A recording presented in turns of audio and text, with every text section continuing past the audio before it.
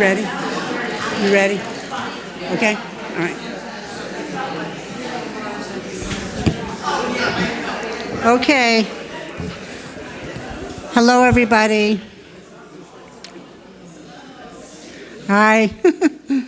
Okay, I'm Ann Kennedy. I'm on the board of Tales of Cape Cod. I'd like to welcome you all tonight.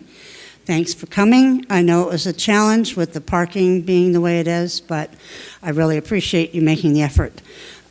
Brick sales will continue to the end of September, and so you can get your application for a brick at the front desk or on Kathy's got them right here if you want them, or on our website, www.talesofcapecod.org. So I want to thank our bakers this evening. Vincent Miles, who was a speaker here before, he's a man of many talents. He has brought a Bakewell tart, which I understand is a raspberry almond tart, and I'm breaking my diet just for you. So, and Grace Galvin, I'm sure, brought something just as tasty, as well as Barbara Erickson. So I want to thank all three of you.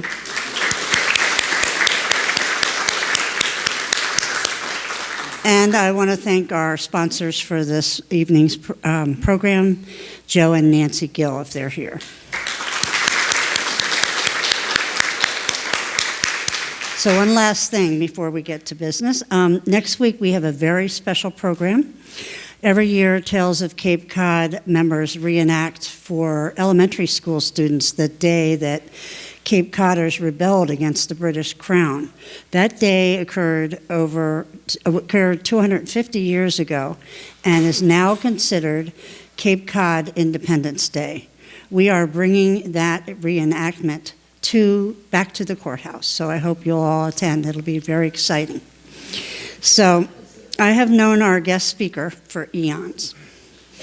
Marcia Belmont Young grew up in the historic mill town of Framingham and summered on Cape Cod for years in Dennis and in Comaquid.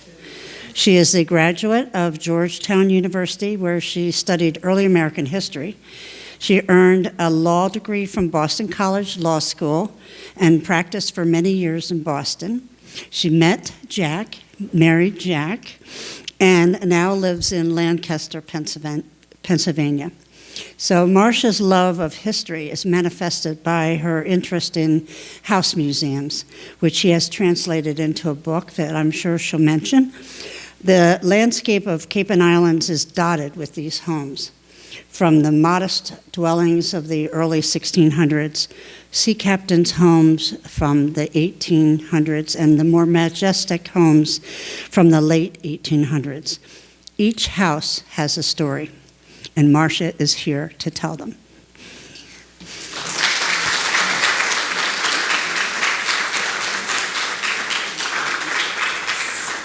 Thank you. Thank you all for coming, and I'm so excited to be back on Cape Cod. And thank you to Tales of Cape Cod and to my friend Ann Kennedy for the opportunity to speak to you tonight. As an overview of my talk, I'm going to give some background of how I became interested in house museums. I'm going to talk a little bit about what a house museum is in general, and then highlight some of my favorite house museums from the Cape, and share with you some of the stories that I learned while I was visiting these houses. So, first of all, why house museums? My love of historic houses started when I was about 10 or 11 years old. I spent the summer reading Louise May Alcott's book, Little Women. My parents took me to Orchard House in Concord, the house of Louisa May Alcott, and I remember seeing the desk that her father built for her and where she wrote the book. And walking through the house brought that book alive. And I couldn't believe I could walk in the same rooms and imagine her living there. So a little history about myself from after what Ann had said. I majored in American history in college. I went to law school, and I practiced law, and then I stayed home with my kids. And when they left for college, I thought, what am I going to do? And I thought I would visit house museums again. And I looked for a directory in Massachusetts, and there wasn't any. So I just started visiting house museums. And when I would go to one house, people would tell me about another house, and then another one. And I started keeping a spreadsheet. And then people started asking me for my spreadsheet. So I thought maybe I could put that in a book.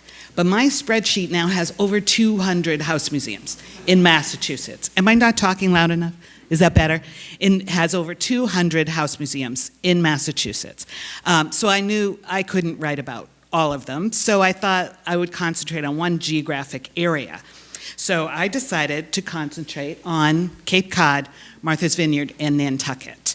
That's where I spent my summers growing up, and I love Cape Cod. So the result is my guidebook, Cape Cod, Visit House Museums, Cape Cod, Martha's Vineyard, and Nantucket. And in it, I describe the 35 house museums that I found on the Cape and the islands. There might be a few others, I'm sure there are, but these are the ones that I describe in the book. So unfortunately, just one note, I didn't have the best timing when I wrote the book. I wrote it just before the pandemic.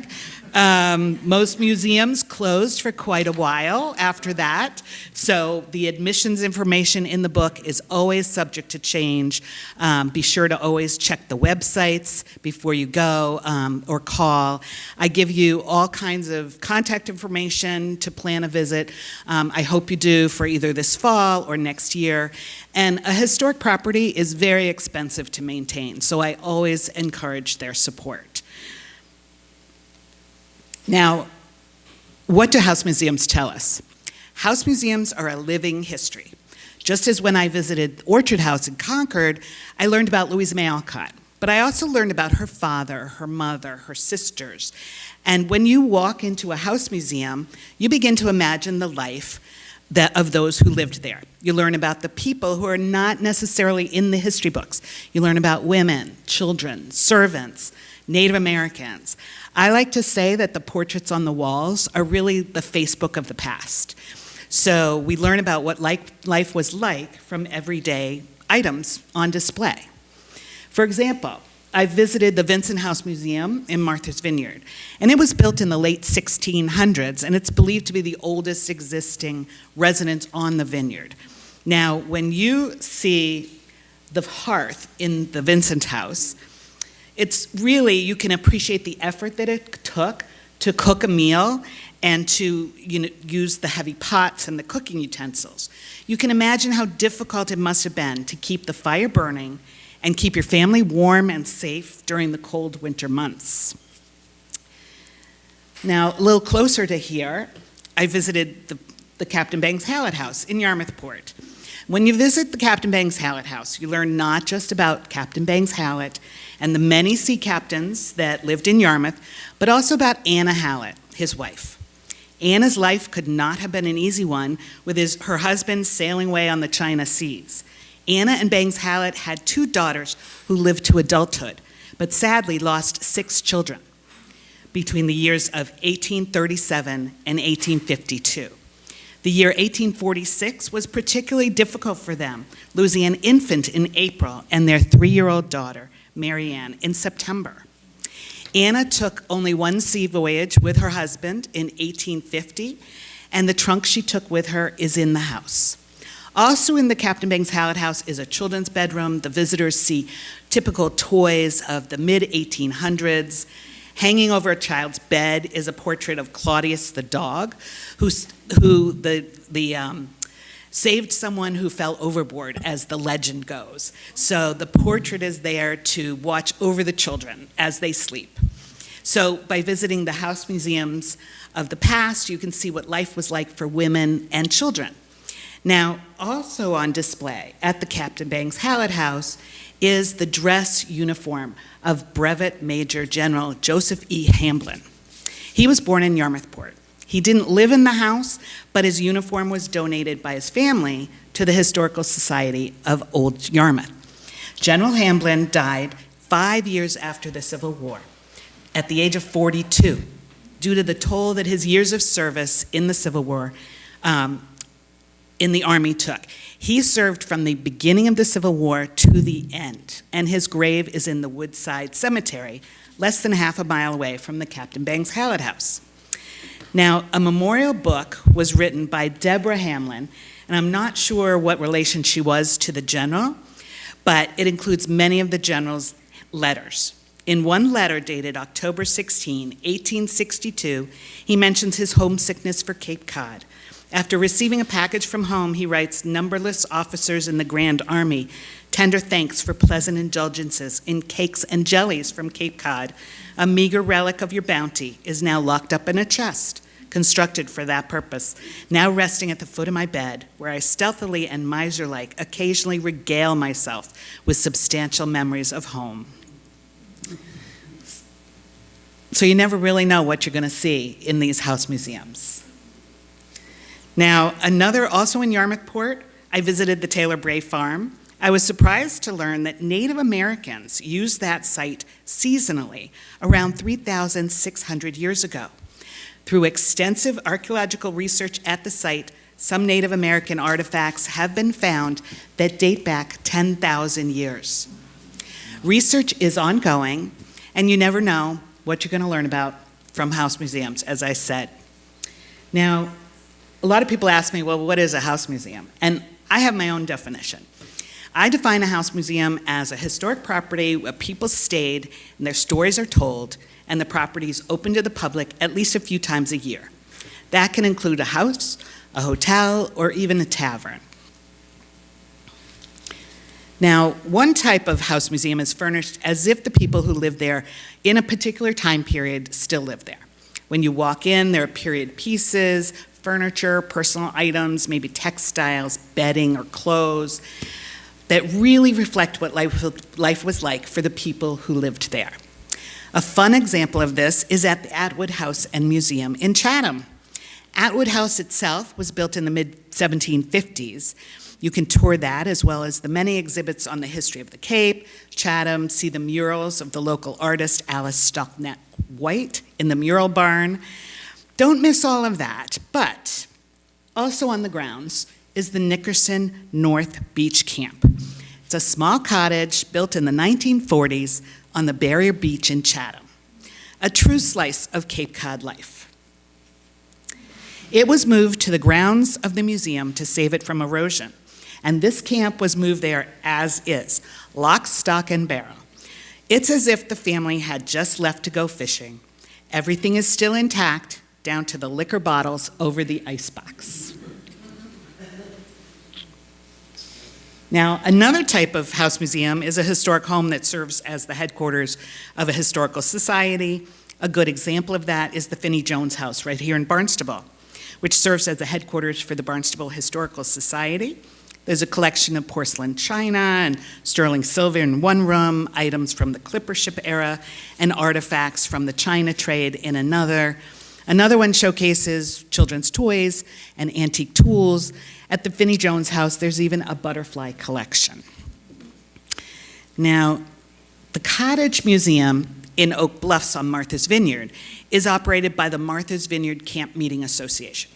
It's one of their iconic gingerbread houses. When you walk into this museum, it doesn't look like somebody's living there, but almost like somebody is holding a garage sale. It is chock full of historic artifacts from the religious camp meeting movement and personal items. But it's really the experience of seeing the inside of the little gingerbread cottage that most people want, since it's the only cottage open to the public in the neighborhood. Now, these cottages, it's a bigger picture, were built to replace the tents that people stayed in for the religious meetings in the early 1800s. The meetings would typically last a week, but as people stayed longer, they wanted more permanent structures. So the cottages were built to resemble the tents that they stayed in, with the smaller side of the cottage facing the street, double front doors on the first floor, and also double doors on the second floor to the balconies, and those were meant to resemble tent flaps. So the distinctive gingerbread style with its filigree woodwork, they think was attributed to the local carpenters at the time. Now, some museums showcase how people lived in one part of the museum, and another part is used to display the collections of the Historical Society. One example of this is the Highland House Museum in Truro. It's actually a hotel, a historic hotel, and it was built in 1907. Tells the story of the people who stayed there. Now, the downstairs houses the collections of the Truro Historical Society. So it has exhibits ranging from Native Americans to life-saving stations on Cape Cod. There's a shipwreck room with all sorts of treasures. But upstairs, the rooms are furnished as if in antique period pieces, and they're made to reproduce what it would have been like to stay in the hotel. And you can peek in the rooms and see the beautiful view that the guests would have woken up to during their stay. Also, for fans of Edward Hopper, there's a permanent exhibit on the second floor on Edward Hopper and his wife, Josephine, who was also an artist, and their deep connection to Truro. Several Truro homes and buildings were subjects of Edward Hopper's work, and about a third of his paintings were actually done in Truro. Now, from the Highland House Museum, you can walk down the road to the Highland Light Station and take a tour of the lighthouse. Obviously, it was a beautiful day when we were there, which was also a beautiful fall day like we had today. Now, some house museums are historic properties that retain their architectural detail, but are used as an event venue or another type of museum. A good example of that is Highfield Hall and Gardens in Falmouth, which is a beautiful summer cottage, and I use the word cottage loosely, but because no expense was spared in building. It's 18,000 square feet, this mansion. There are 157 windows in the mansion, and they're in 31 different styles. Now, the mansion fell into disrepair and was saved by a group of local citizens and the town of Falmouth. The mansion has been beautifully restored and serves as more of a backdrop to weddings and concerts and art exhibits. The gardens have also been restored, and it's a wonderful place to enjoy an event, but also to appreciate the fine architectural details and the workmanship of this property. You can see that in the moldings, the staircases, and just the grand scale of the rooms. Now, another example of this type of house museum is the Cahoon Museum of American Art in Cotuit. This art museum is housed in a historic property built in the late 1700s. In the early 1800s, it became a tavern that welcomed visitors arriving by stagecoach. In 1945, decorative painters Ralph and Martha Cahoon purchased the house to live there, but also sell their furniture, antiques, and their artwork. Both Ralph and Martha were very accomplished and successful American folk artists. The Cahoon's art studio is lovingly recreated in the actual room where they created their art. And Ralph's hallmark was his use of mermaids in fanciful settings. Where else can you see, there's actually a painting of Julia Child as a mermaid, adding wine to a pot as her mermaid helpers are standing by. That particular piece was done for the first on-air auction of WGBH-TV in Boston. So, and many of the Cape's famous visitors and summer residents purchased Cahoon paintings, including First Lady Jacqueline Kennedy. Now, after Ralph died in 1982, Rosemary Rapp, a Cotuit art collector, purchased the house with the intention of opening it as an art museum showcasing the Cahoon's work and also her collection of early American art. It was a well-kept secret that Martha Cahoon lived in an apartment on the premises until her death in 1999. Now, the museum has been beautifully renovated and expanded in 2016. The new exhibit space blends beautifully with the historic house. It reflects its essence through the use of natural materials and the Cape Cod style of building. It's a wonderful place to see the Cahoon's artwork, but also as rotating art exhibits go through there, and also appreciate the 18th century architectural features that have been preserved. The extensive paneling, the large hearth, several fireplaces, and the beautiful wide plank floors. I don't know if you can see that in that picture, but they are beautiful. Now, I always like to say every house has a story, and the Cape has a wide variety of house museums, from homes built not long after the Mayflower landed to mansions built in the late 1800s. And I believe each house has a story. For those of you interested in first period homes that illustrate the lives of the earliest settlers, so that would be built in the 1600s to early 1700s, I found 3 that still retain their original footprint, and so you can really see how the family lived. Now, the Hoxie House is in Sandwich, and that's where Reverend Smith and his family began living in 1675. This house sits on its original building site and has been fully restored to the time that Reverend Smith would have lived there. And I mentioned before the Vincent House on Martha's Vineyard, and that was built around 1672. It was built on 20 acres of farmland along the shores of Edgartown Great Pond. It was continuously owned by members of the Vincent family until 1940.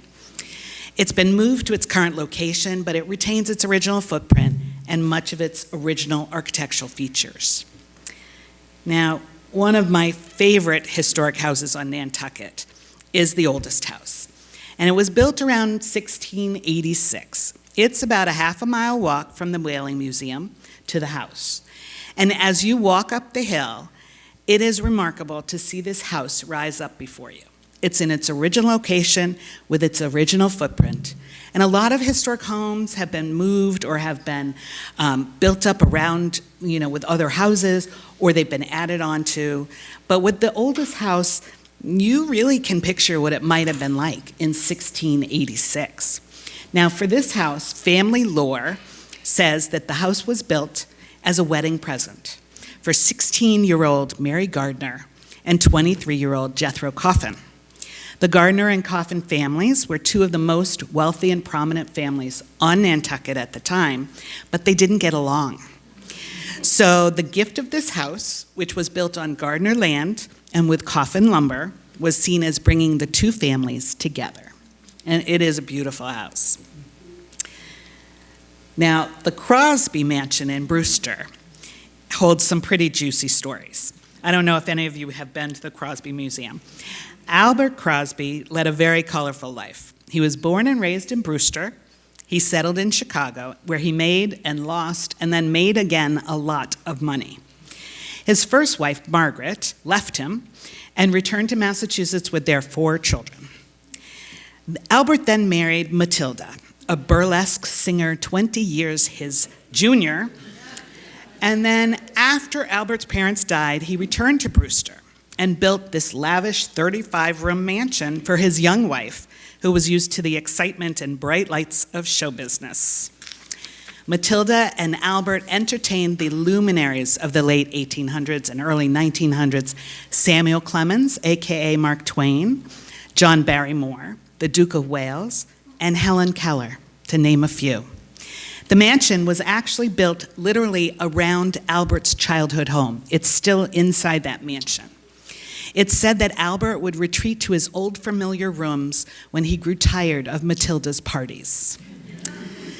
Now, Albert died in 1906, and Matilda continued to spend summers in the mansion until her death in 1928, when it passed to her 2 grandnieces. They took what they wanted and sold the rest, including a Bierstadt painting that they sold on the front lawn for $250. Today, that painting hangs in the Birmingham Museum of Art and is worth millions. So be careful what you put out in your yard sale. Now, one of the most unusual house museums I visited is, of course, the Edward Gorey House. I'm sure most of you have probably been there in Yarmouthport. Edward Gorey was an illustrator, author, set designer, costume designer, puppeteer, animal lover, and all-around fascinating character. He lived in this early 19th century ship captain's house from 1983 till his death in 2000. He decided to buy the house after peeking in the windows. On display are items from Gorey's life and work, from his childhood to his books to his Broadway show, Edward Gorey's Dracula, for which he won a Tony Award for costume design. Some of the house is just as he left it, the kitchen in particular. There you'll find a framed waffle on the wall, and that is the last waffle of the millennium of the legendary Jack's Outback restaurant, where Gorey was a regular. At Jack's, regulars sat at one big table, wrote their own orders, grabbed a mug off the shelf, and poured their own coffee. My mother, known as Mrs. B, was one of those regulars back in the day. A month of Edward Gorey's orders from June 1998 is also framed and titled A Month in the Life of Edward Gorey at Jack's Outback. So that brought back a lot of memories for me. Gorey was a voracious collector. At the time of his death, the house contained I thought it was 25,000 books. I went, was it yesterday on Sunday? They had an open house and we went, and it said 26,000 books. Many purchased down the road at the Parnassus Book Service. The weight of the books was so great that it actually bowed the floors of the house. Those books weigh a lot. Visitors can complete a scavenger hunt based on Gorey's alphabet book, the Gashley Crumbs Tinies. The fans will recall, A is for Amy that fell down the stairs, B is for Basil, assaulted by bears. So you have to keep an eye out for little feet poking out from under a rug or a doll falling headfirst down the stairs. Now, one of the most off the beaten track houses that I include in my book is the Atwood Higgins house in Wellfleet. I didn't actually visit the house, but when I heard about it and did some research on it, I determined that I needed to list the actual latitude and longitude of the house instead of the address, because a Google map search didn't get me anywhere near this house. It's in a very remote area. The original house was built in the early to mid 1700s. An addition was done in the late 1700s or early 1800s that doubled the size of the house. In 1919, George Higgins inherited the house, set about restoring it to its original condition. Am I too close? The house is unfurnished, but visitors to the house will tour what is one of the best examples of a modern home on the Cape that's well over 200 years old, with parts of it perhaps closer to 300. The house has never been modernized, not even with indoor plumbing. Mr. Higgins was an amateur historian. He built several historically inspired outbuildings on the property, a guest house, a barn, even a general store. And he intended it to be a historical compound on the order of like a Sturbridge village.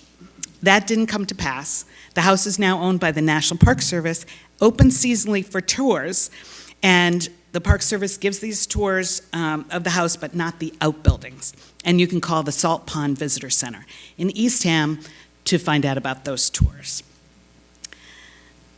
Now, one of the most family-friendly house museums, I will give a shout out once again to the Taylor Bray Farm in Yarmouthport. I mentioned the farm previously in connection with the research done on Native Americans. It's also significant because this farm was established by Richard Taylor and his wife, Ruth, in 1639. That's only 19 years after the landing of the Mayflower. Samuel Taylor built the farmhouse that stands today in the late 1700s. Some of the boards used to build that farmhouse are believed to have come from the original mid-17th century house. Now, the farm is a wonderful place for families to visit. There are farm animals, sheep, cattle, donkeys, goats, and chickens. If you visit, please do not feed the animals because they are on a strict diet. And there's also a wonderful marsh view and a boardwalk into the Black Flats Marsh. Now, for those of you interested in medical history, visit the Falmouth Museums on the Green to tour the Federal-style home of Dr. Francis Wicks, built in 1790. Dr. Wicks, along with another local Falmouth doctor, was instrumental in persuading the town of Falmouth to inoculate the population against smallpox in 1797. Displays of antique medical tools will give visitors a glimpse of the practice of medicine in the past and also a really good appreciation of modern medicine today. Falmouth Museums on the Green also includes the Conant House, which is believed to be the oldest house on the village still in existence. And there are wonderful exhibits on the history of Falmouth. There's one of the most interesting exhibits there is a silent movie that was made in 1941 of life in the town of Falmouth and during a simpler time. It's really, really neat to see that. Now, the next one is the Winslow Crocker House in Yarmouth Port, built around 1780 by Winslow Crocker. While it's not known exactly how Mr. Crocker gained his wealth, he built quite a grand house. The house was originally built about 6 miles from its current location. In 1935, Mary Thatcher had the house taken apart piece by piece and moved and then reassembled next to her house on the corner of Thatcher Street. Mary was an actor of early American furniture and other collectibles, mostly from the 17th and 18th centuries. She renovated the house in keeping with her vision of early American life, creating an ideal space to house her extensive collections of furniture, ceramics, pewter, household items, and also her family heirlooms. One Thatcher family heirloom that stands out is the Thatcher cradle. As family lore would have it, Reverend Anthony Thatcher and his wife and 4 children left England to come to America in 1635. Almost to their destination, a hurricane hit. Everyone on board perished, except for Reverend Thatcher and his wife. They somehow survived for 3 days before being rescued. They settled in Plymouth Colony and started their family again, and the Thatcher cradle belonged to their son John, who was born in 1639.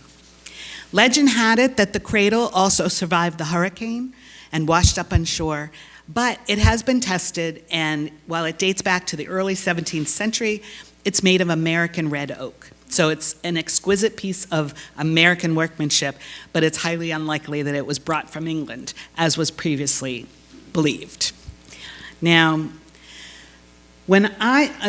you're probably wondering, why is the Gropius House up here from Lincoln? But when I wrote my guidebook, I didn't know about a very important group of modern historic houses in Wellfleet that I should really mention, and it starts from Walter Gropius.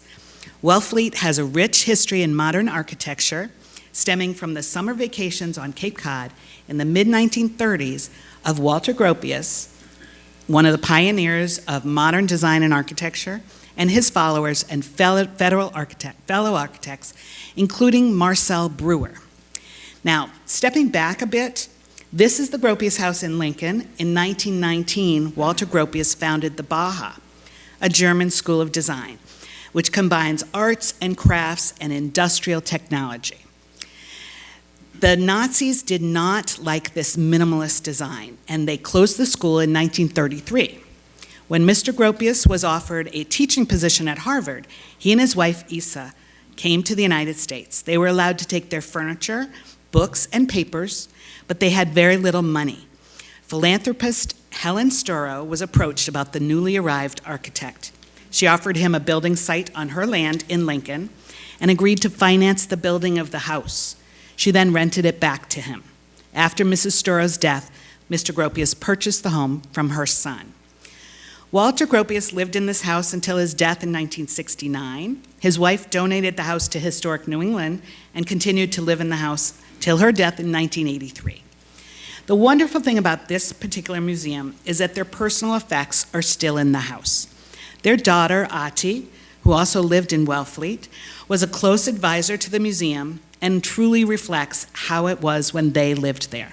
Their clothes are in the closets, dishes are on the table, and their office still looks like they are working there. It's one of my favorite house tours, so if you do get off Cape and go to Lincoln, I suggest seeing the Gropius House. Now, Marcel Breuer was a student at the Baja in Germany. Walter Gropius recognized his talent and made him head of the Baja carpentry and furniture shop. Breuer followed Gropius to Harvard and also joined the faculty. Now, Breuer was one of the great furniture designers and modern architects of the 20th century. After visiting Cape Cod with Gropius and other architects, Brewer decided to purchase 24 acres of land in Wellfleet. He intended to create an artistic community for himself and his like-minded peers. They began building modern houses. Now, in the early 1960s, the National Seashore was created. Some of those houses were purchased by the federal government. Unfortunately, they were left abandoned. Now, until the Cape Cod Modern House Trust was formed in 2007. The trust leased and renovated 4 of those houses. The trust now runs residency programs, symposiums, collaborations with schools of architecture, and also tours. The tours sell out really quickly, and if you're interested in touring any of their houses, you should visit the trust website at ccmht.org and get on their mailing list. They do not advertise, and that's the only way to find out about the tours. Now, the trust has very exciting news this summer. This past July, the trust was able to purchase Marcel Brewer's house, along with its contents in Wellfleet, from his son. And this photo is the hearth in the studio in the Brewer house, courtesy of the trust. Though the house has deteriorated, it remains unchanged from when Marcel Brewer lived there, and renovations will begin immediately. It's wonderful news that this historic, significant modern house has been saved.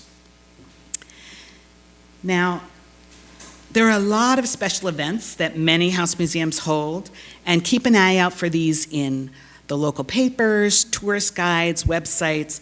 They're fun to attend, but they also serve as fundraisers for the maintenance of these important historic properties. Past examples of these are the Strawberry Festival at the Doddridge Homestead in Cotuit, which lasts until the strawberry shortcake runs out. There's a holiday celebration usually at the Crosby Mansion, hosted by the Nauset Garden Club in November. The Crosby Mansion is usually only open to the public 4 times a summer. So it's another chance to see the mansion and see it decked out for the holidays. Colonial Days, Josiah Dennis Mance. I used to go to the Colonial Days when I was young. There are demonstrations and people dressed up in colonial clothes. The Hydrangea Festival at Highfield Hall and Gardens with demonstrations, plant sales, and garden tours, and their gardens are spectacular. And then the Sheep Festival at the Taylor Bray Farm, where you can watch sheep shearing and herding, see the baby lambs, learn about wool dyeing and spinning and weaving. Now, there's so much to see and learn at these historic homes, but they're also dynamic and changing. There's new technology all the time. There's a lot of archaeological research going on at several historic houses on Cape Cod. I mentioned the Taylor Bray Farm, but there's also archaeological research going on at the Nickerson Homestead in Chatham and the Wingford House in East Sandwich. Now, at the Nickerson Homestead, researchers believe that they have found the original site of the home built by William Nickerson around 1664. The corners of the house and the remnants of the hearth have been unearthed along with artifacts that will be studied by architects and archaeologists to help us better understand the life of the early settlers of Cape Cod. Now, the Wingford House in East Sandwich was built around 1641 by Stephen Wing, one of the early settlers of Sandwich. This house has been added onto over the years, but it's one of the oldest houses in the country owned and continuously occupied by members of one family. It was acquired in 1942 by the Wing Family of America, Inc., from the last descendant to own the house, and that was cousin Cora Wing. Extensive archaeological research has been done on the land surrounding the house. Many items from these efforts are on display in the house and offer a unique insight into what daily life was like. When you visit the Wingford House, if you look through the floor vent to the second floor, there's a woman staring at you. That's a portrait of Mary Gott, the second wife of Thomas Wing. She's keeping her eye on you and on all the comings and goings in the house. I was also told that there has been a presence felt in this house, perhaps Mary Gott or cousin Cora, or one of the many Wing family members that never actually left. So, now many house museums have created audio tours that visitors can use on their phones for self-guided tours, such as the Harris Black House in Brewster, the Cobb House, also in Brewster, the Highland House Museum, and the Nye Homestead and Museum in East Sandwich. And there are probably others, and I'm sure that more museums will add this useful feature. Now, that brings me back, full circle, to the first house museum I mentioned, Orchard House, or Louisa May Alcott's house in Concord.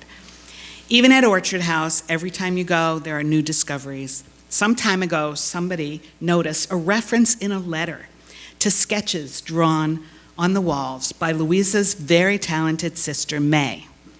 Using infrared technology, May's sketches of the Alcotts' friends and family were found under the wallpaper of May's art studio.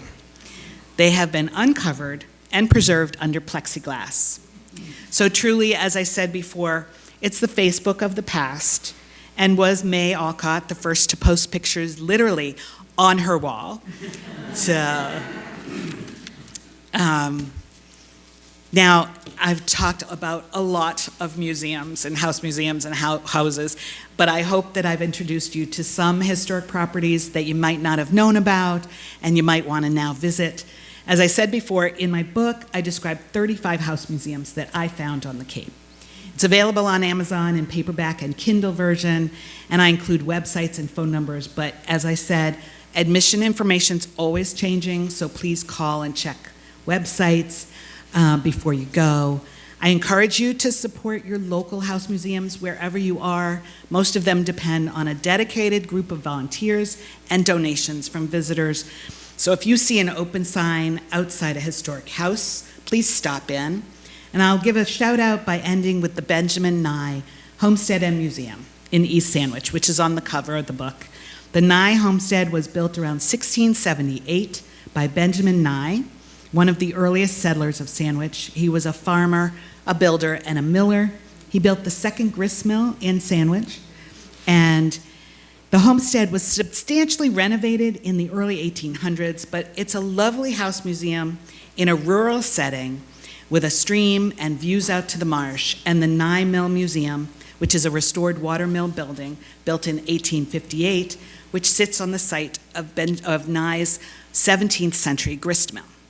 Now, with that, I'm going to open it up, I guess, Anne, for comments or questions or anything.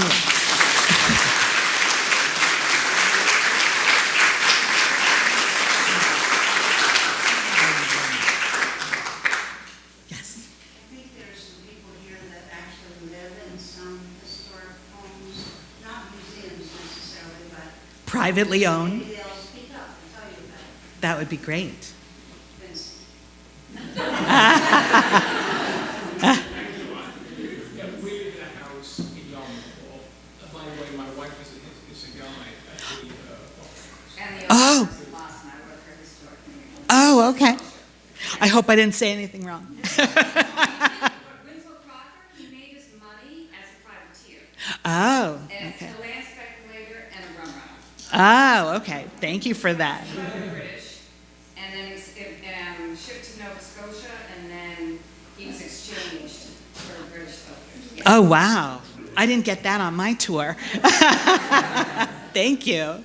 So our house is probably from the 1790s, and it was built by a captain called Ansel Hallett, who was famous enough in his day that there's a street off United Road called the Ansel Hallett. And he was a sea captain, and his main activity was he ran a sloop between Yarmouth Port and Boston. Oh, wow. And unfortunately, he died when his vessel rolled over on him. It was grounded in the sand. The harbours around the north part of the Cape tended to sand up. So, and then he was trying to reuse his vessel and it rolled on top of everything. It was a very dangerous type of work. But Yeah. Hallett's, of course, are all over the island. Yes, yes. Anybody else live in a historic house? Want to tell us about it? I'm in the Baxter Howard house. It's my husband's family home, Baxter Mill home. So the Howard Earl married Baxter Boyd around 1790.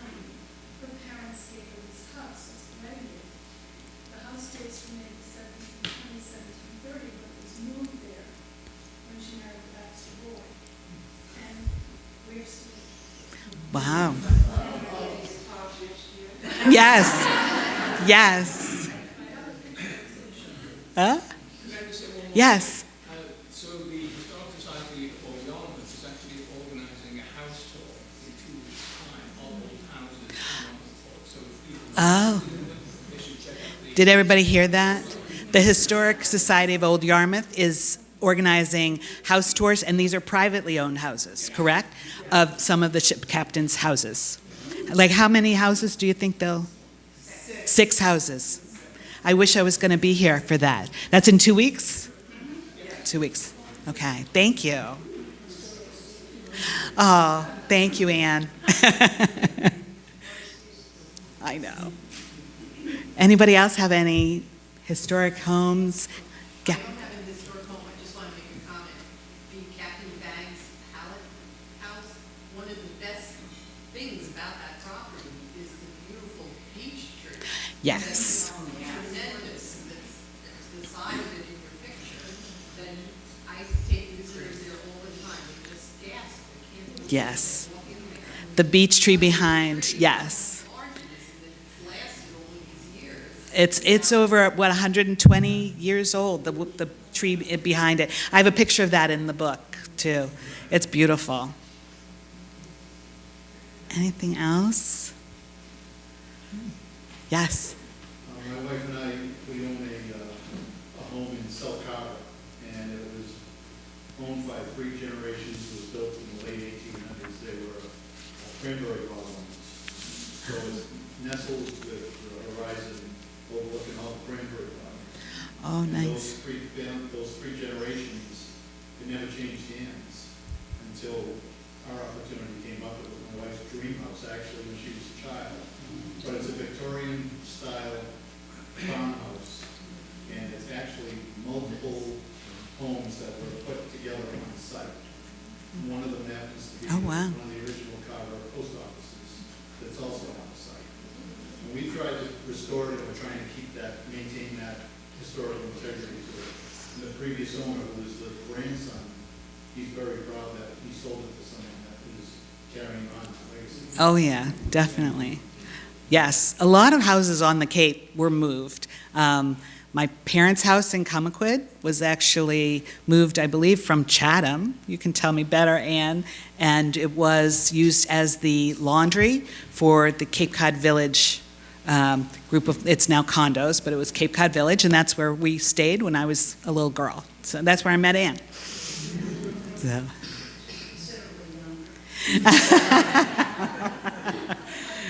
I looked up to Anne. Yeah. Are there other, oh, there's one more. Can you tell us, were the trustees of the various sites cooperative? Did they love you for all this work? And they must appreciate the exposure and the publication of this information. I contacted every single museum, probably except for the Atwood House, which was the really remote museum. But I sent them what I was writing. I wanted to make sure that what I was writing they could verify. And so I either had it from the museum or from their sites and from my tours. And they were all really cooperative, really helpful. Most of the pictures in the book are my own pictures, but the Winslow Crocker House, Historic New England, I'm a member, and they gave me a picture for that. So wherever there's a picture from someone else, I have a photo credit on there. But everybody was very helpful.